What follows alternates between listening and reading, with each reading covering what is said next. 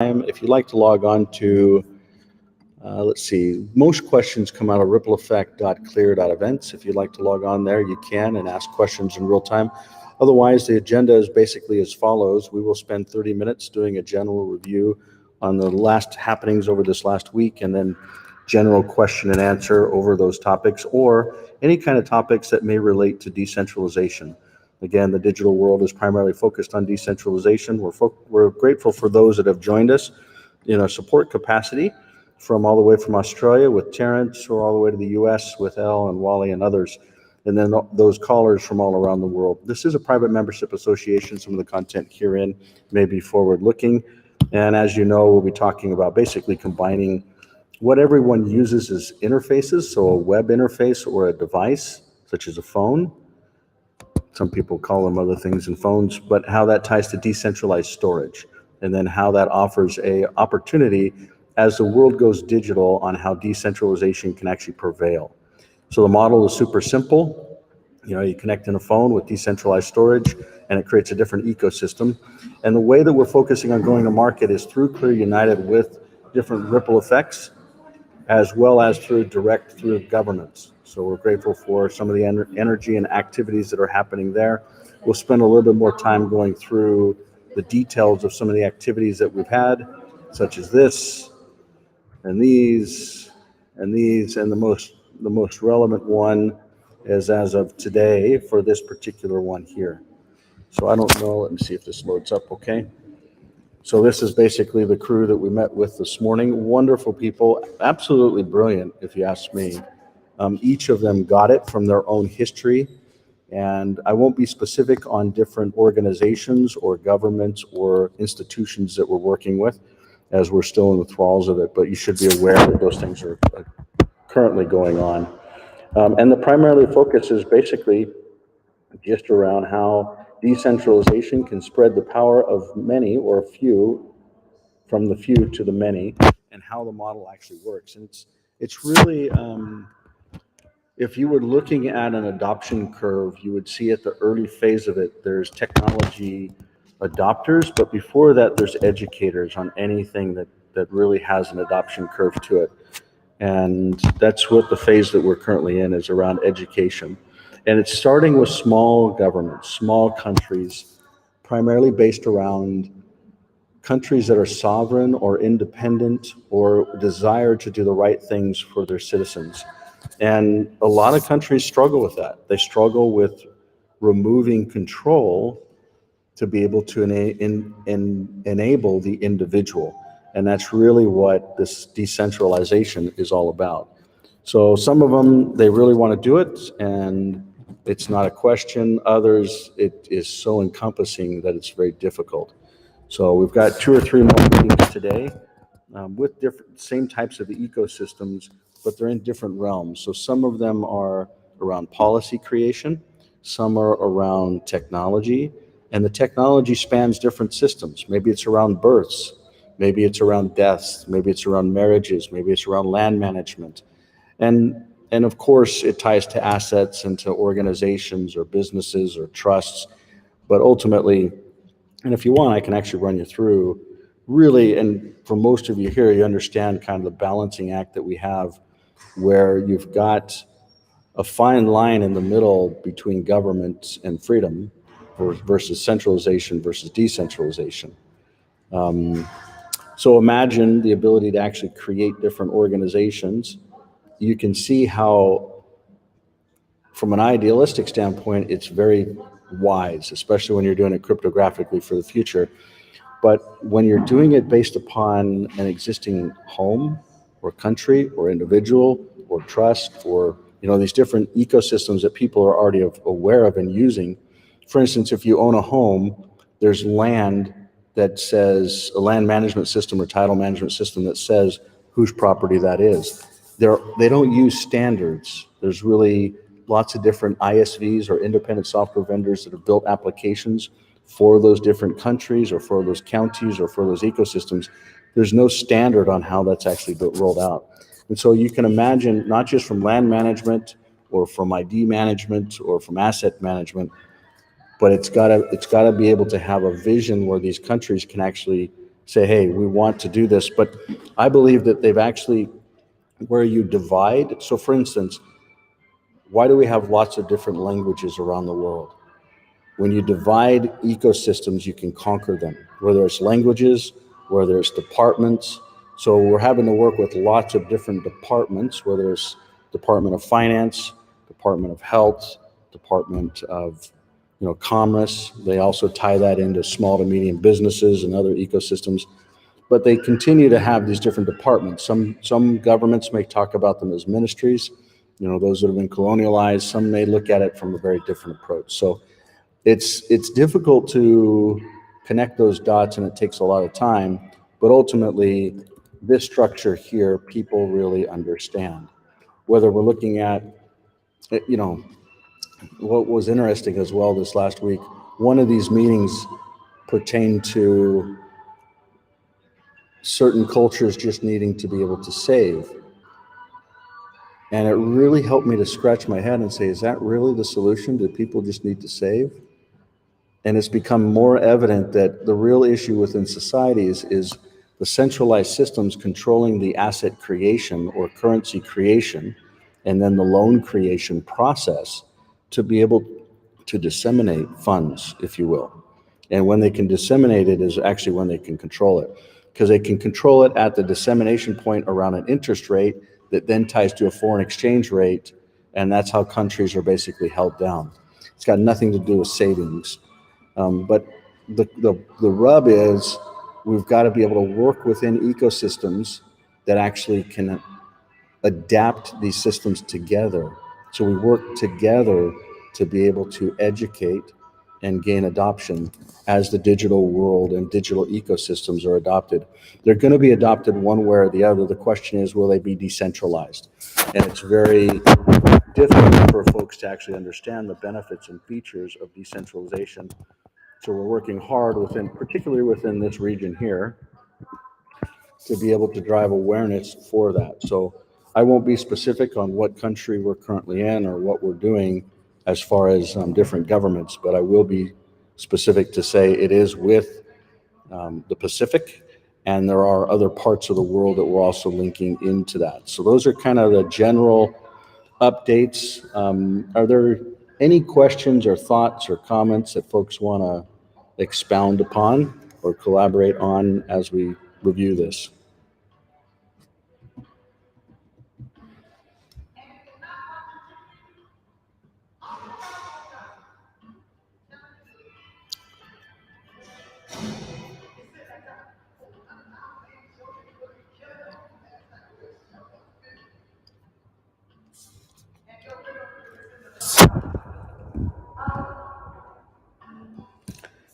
Is there any happenings or updates that we need to be aware of that we may not, maybe something that happened this week that I've been literally just meeting to meeting, got 3 or 4 of them additional today. I'm not paying attention to any kind of happenings if they're happening around the world that we should be aware of or bringing up in this forum. The 2 top stories of the week are the missing sub with the 5 people in it. Where's that at, and who's that from? Or? That's a mini sub called the Titan. Apparently, 5 people, a couple of them were billionaires, pretty influential people, were aboard this Titan they were going to explore the Titanic. And they lost communication on the way down the first day, on the Sunday. And they're just, the stories just don't, they don't match. I don't know, there's something very strange. All kinds of things are coming out now from the original story. So I don't know if we'll ever know the truth about that. But it imploded, apparently. And the 5 people are dead. It was a man from Pakistan, a very wealthy man, influential man from Pakistan with his 19-year-old son, and then a billionaire from the UK and an explorer, a famous explorer, and I'm not quite sure who the 5th person was. But yeah, it's just there's something really fishy about that story. And then the other story is Putin stopping, I don't remember the name now. A man was going to overthrow Putin. And Putin put a stop to that. But I'm sure other people will have a much better what really happened. Interesting. Those are the top stories this week. So the first one was basically a private type transaction. It's not like there's countries or subs that are involved, or this was a private exploration, something. Okay. Well, yes, and I don't know, Michael, it just doesn't, there's something really fishy about that story. Okay.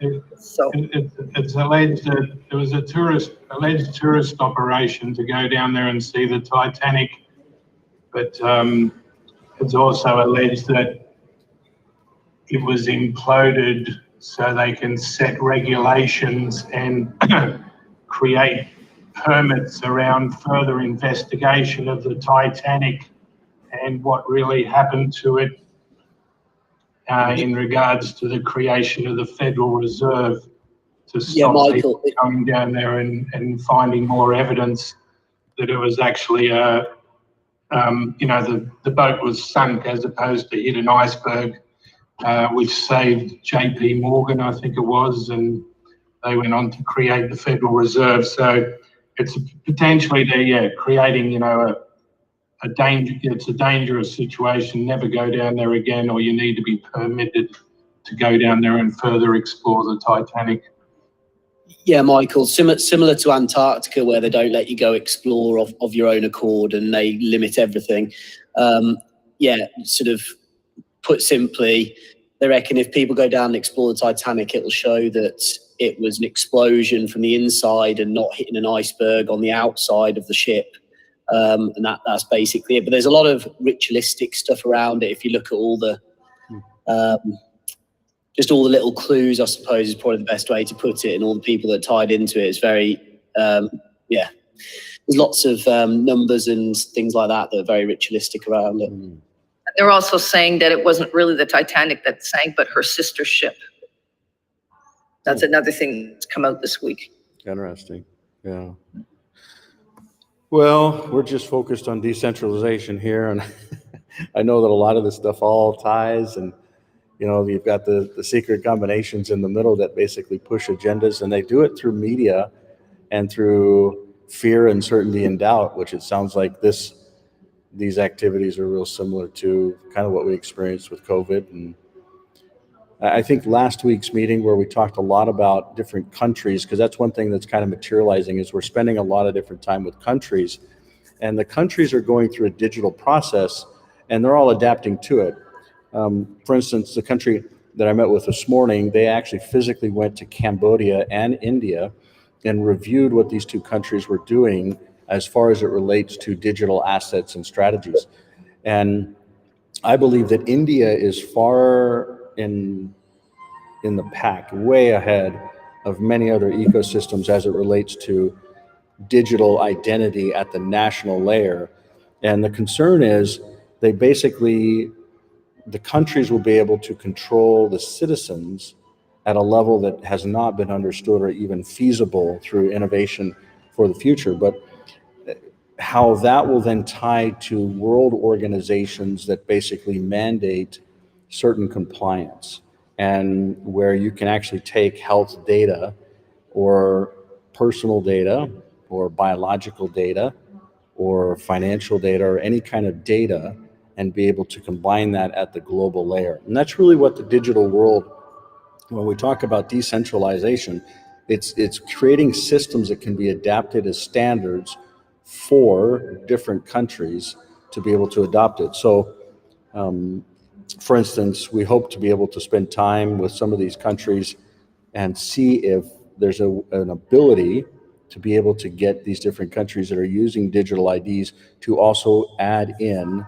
a cryptographic key that ties to the future. But we've got to be able to get at least a dozen countries on to some of the identity standards, and not necessarily currency standards, but at least identity standards. And so far, we're working on our fourth out of inviting 16. So we've got 16 that are invited, and 4 of them have now basically open the door. Some of them are going through full deployments. I'll go through and see if I can pull up an interface here real fast.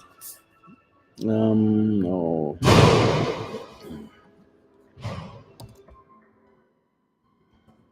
So a country like Canada that, where Trudeau's implementing the digital travel ID, he's never going to go for decentralization. No. He's quite the opposite. Yeah, you'll see a lot of the big countries that are colonialized already, they will stay with the centralized systems. The goal is to be able to get enough decentralized countries that actually say, we want to provide value for future generations based upon decentralization. They understand the benefits of it and not the risk that digital ecosystems actually will bring to humanity.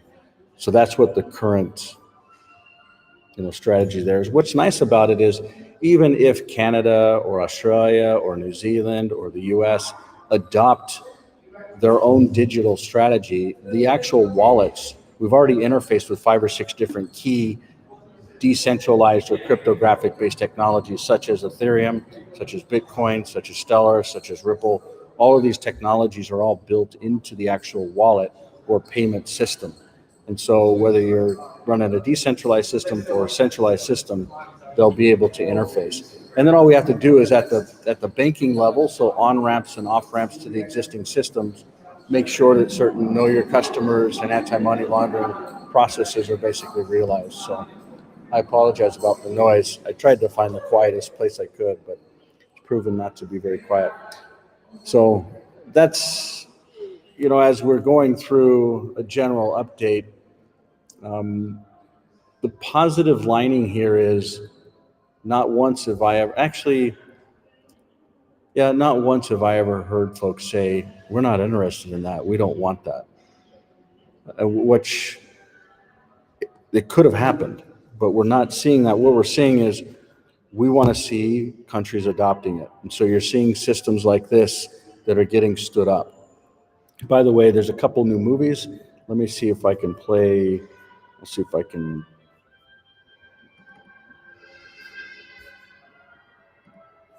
I'll download one of them here. As the world becomes more interconnected, the services... I'm going to play it a little different way than that.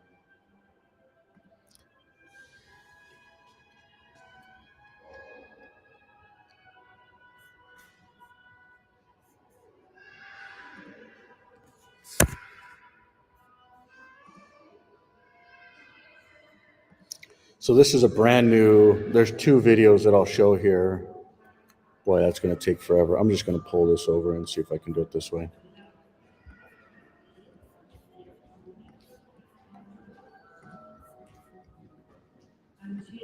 So these will go live on the digital as the world site, as well as on the Tuvalu site. So here you go. As the world becomes more interconnected, the services that were supposed to help us have ended up tying us down and delivering the opposite results. Instead of freedom, I want to confirm that you can hear it. Yes, loud and clear. I can hear it. Okay. we're shuffled into a system supposed to help us have ended up tying us down and delivering the opposite results.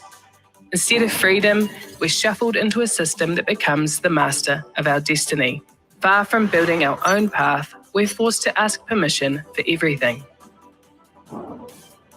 Bureaucrats, big tech, and other gatekeepers have centralized their control over the individual. The results are systems that profit from our data, part us from our money, and restrict our ability to truly live freely. But there is an alternative.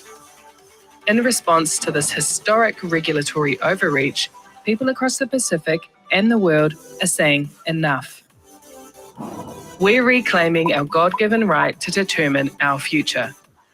Through emerging technologies like identity, voting, passport, payments, and more. We're taking back control of our environment, our families, and ourselves. We're creating decentralized systems that free the individual from the bondage of techno-capitalism and government overreach. United, we can create our own path together. Discover more about the opportunities to take back our freedom at the digital world. So that's a video that was actually completed this morning. It will go live on a couple different sites. There's also another one.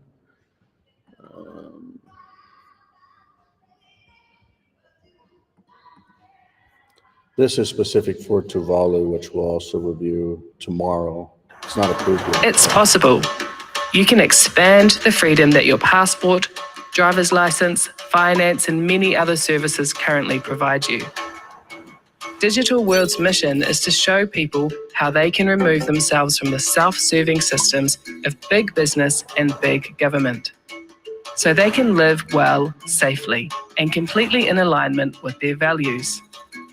It all starts in Tuvalu. Discover the world's first digital nation. To prepare for the rising sea levels, Tuvalu is digitizing and decentralizing their society. Now its citizens can maintain their nationality and rights regardless of where they are on Earth. And Tuvalu can exist in the cloud even if the actual island is underwater. How does it affect people that aren't in Tuvalu? The nation is making it possible for other nationalities to get their citizenship, expanding their freedoms, protecting their assets, and taking part in the next chapter of societal advancement. Here's what that looks like. Your passports, marriage licenses, and banking access are all examples of centrally controlled ID and services. As easily as they were issued, they can be revoked without warning. Yes, it's your face and name on passports and documents, but you don't own your information. The issuing agency owns it. Digital World is helping people protect against this uncertainty through digital citizenship with functional passports, digital banking and legal services across borders, digital documentation and record keeping. The result is a life that's unbound by legacy systems of control, one that allows everyone and their families to live freely in the driver's seat of your community, family, and self. Learn more about how to retake your freedom through Digital World in the Tuvalu Life app. Get the Tuvalu Life app and start retaking your freedoms today. So there you have it. Those are two different videos that they've been cut over the last little while, and they'll end up going live here, as well as 3 other videos on this particular site. So there'll be 4 total here, and then also on this site. So that's a good report of the week, even though I can't be real specific on some of the organizations and governments that we're meeting with. But any questions or thoughts before we wrap up?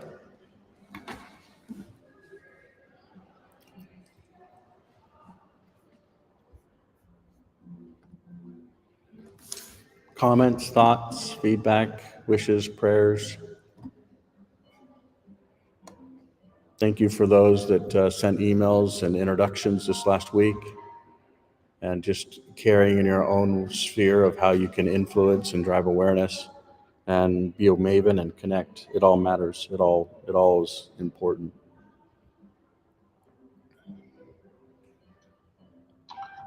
Mate, we just wish you all the best and keep on rocking. Thanks, Terrence.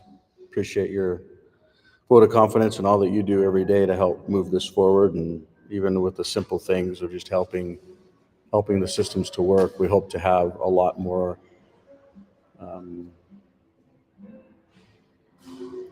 really a lot more users that start using the systems. We've built different life apps, wallet apps, and payment apps, and currently working on mainstream adoption within some of those. So thank you for helping to support those. Appreciate you. My pleasure. Well, we'll go ahead and conclude today's meeting.